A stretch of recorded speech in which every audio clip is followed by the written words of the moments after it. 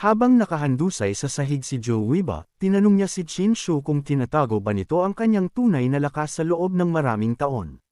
Seryosong sinagot ni Qin Shu ang katanungan ng hangal, na para harapin ang kagaya niyang basura, ay hindi na kailangan pang magtago ng kahinaan sa katulad niya. Ipinaliwanag niya na isa siyang likas na may kakayahan, isang anak ng Diyos, na hindi lang talaga nagtuon ng pansin sa cultivation sa mga nakaraang taon.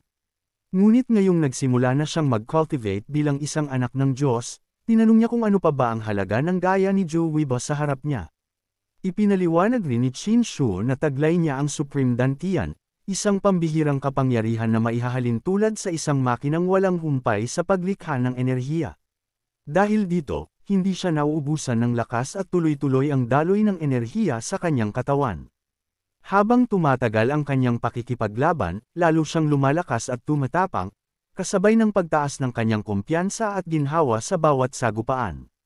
Nagmamakaawa naman si Zhou Weibo para sa kanyang buhay, nakiusap siyang huwag siyang patayin ng ating bida dahil sumusuko na raw siya sa kanilang laban.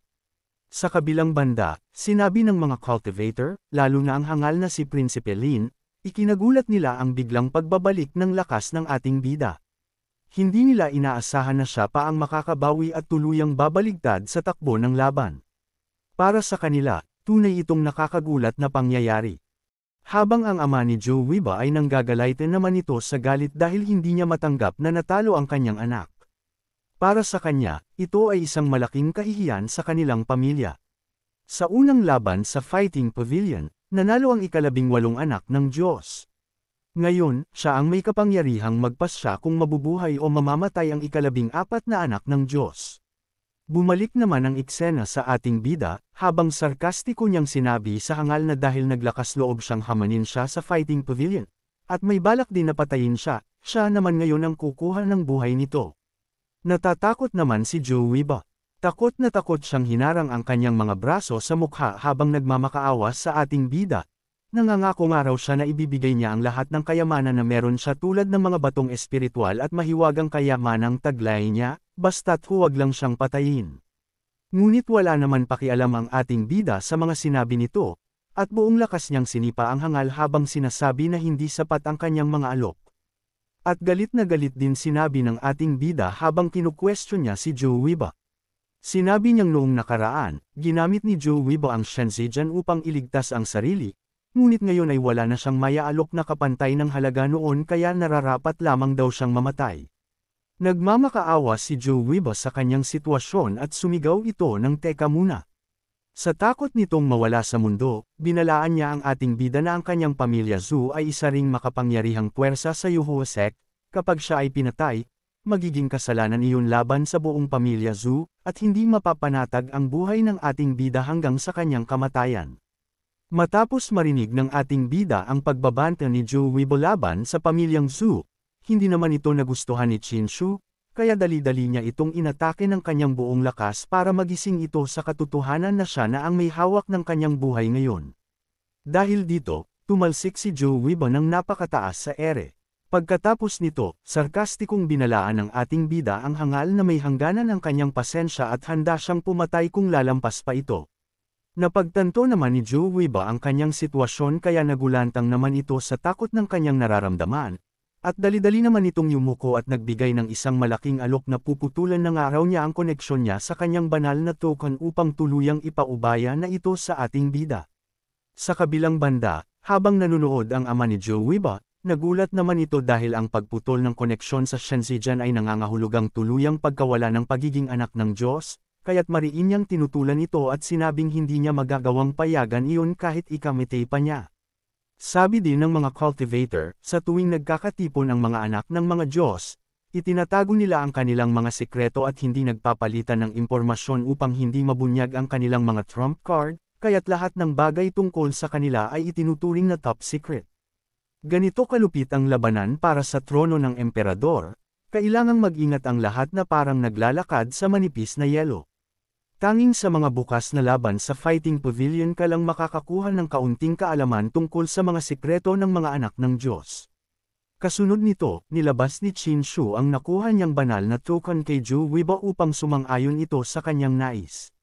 Dahil dito, nabuko ni Chinshu ang plano ng hangal, kaya pala handang ibigay sa kanya ang kanyang banal na token ay dahil hindi naman talaga pinutol ang koneksyon sa induction, kaya nanatili pa rin sa kanila ang kontrol dito.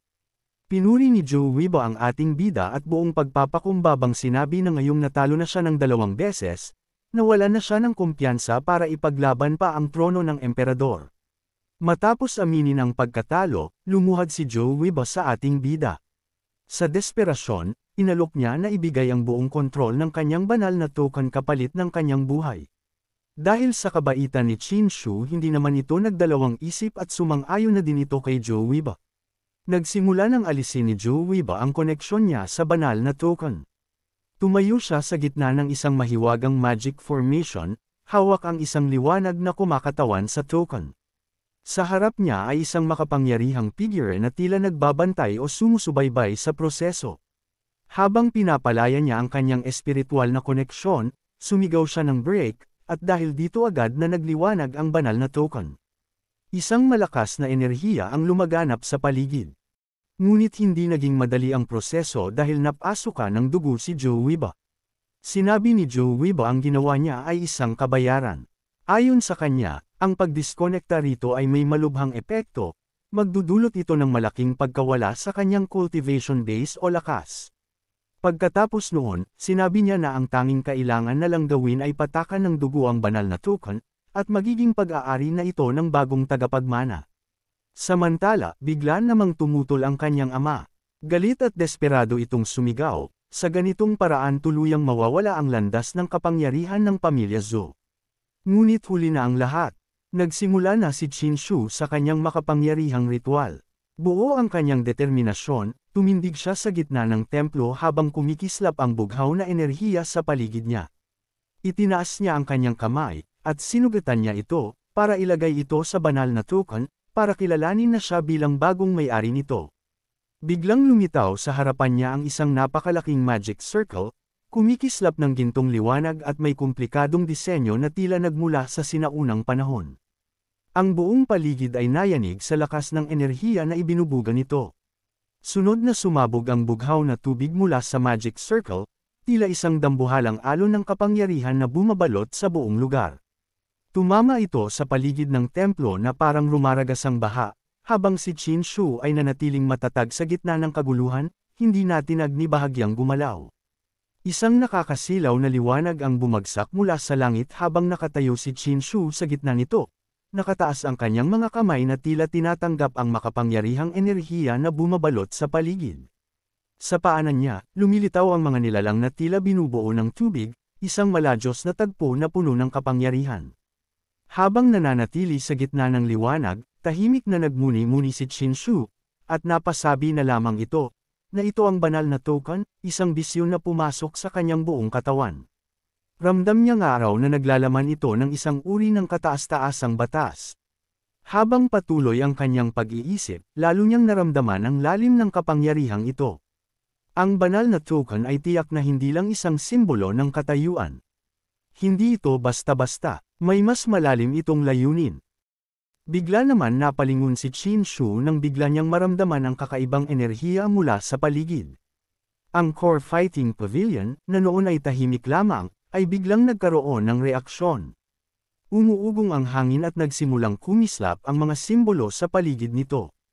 Unti-unting bumubukas ang pintuan ng core ng pavilion sa harapan ni Chinshu, tila tinatanggap siya ng mismong estruktura.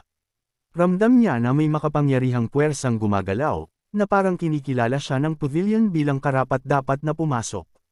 Nagsalita ang gatekeeper sa harap ng fighting pavilion matapos ang laban. Ipinahayag niyang tapos na ang tunggalian sa pavilion. Ayon sa kanya, ang nagwagi sa labanan ay may karapatang makapasok sa pinakaloob na bahagi ng pavilion, ang core area. Doon, maaring masaksihan ng nagwagi ang malalalim na kaalaman at karunungan na iniwan ng mga emperador mula sa mga nakaraang dinastiya.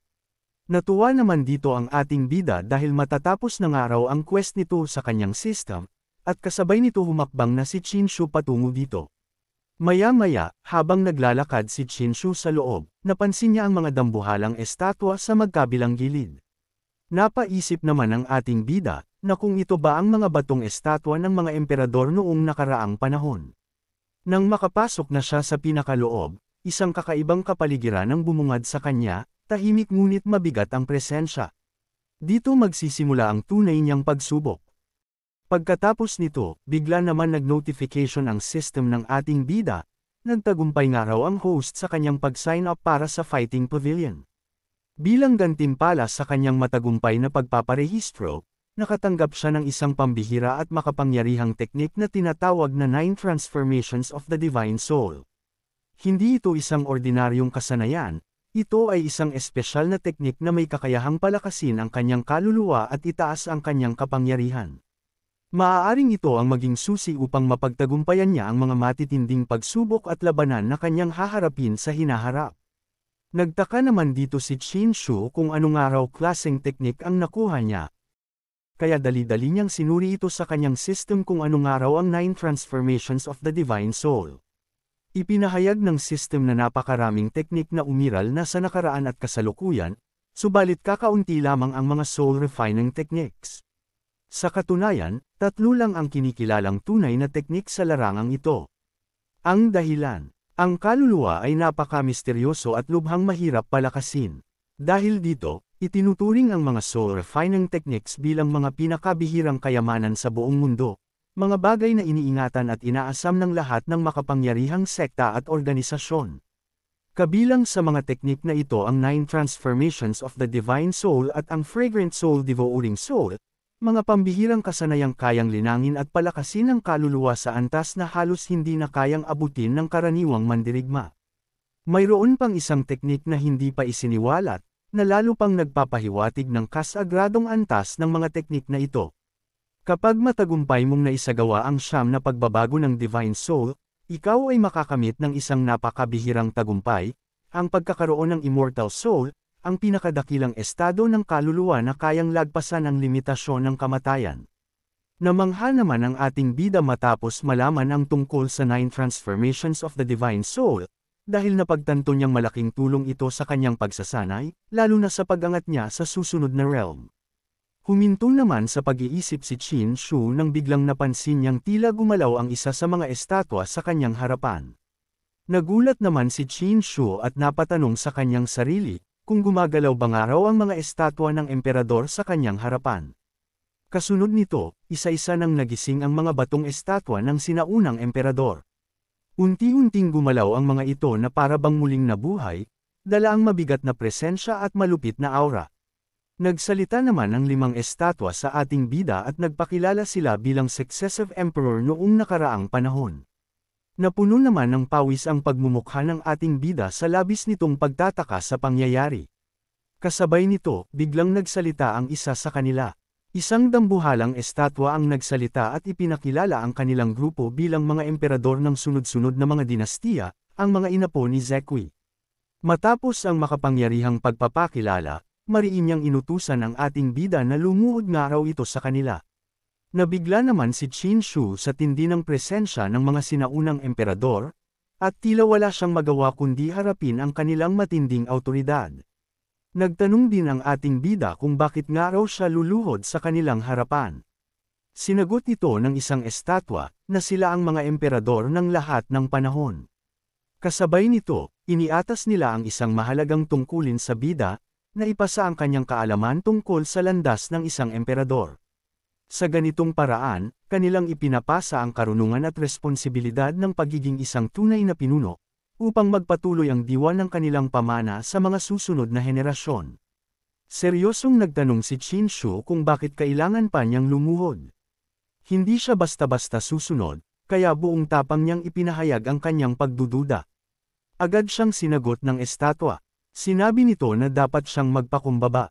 Ipinahayag din nito na ang mga emperador ng magkakasunod na henerasyon ay nakamit ang pambihirang tagumpay. Mula sa kanila, lumitaw ang mga hari at mga banal na nilalang sa walang patid na agos.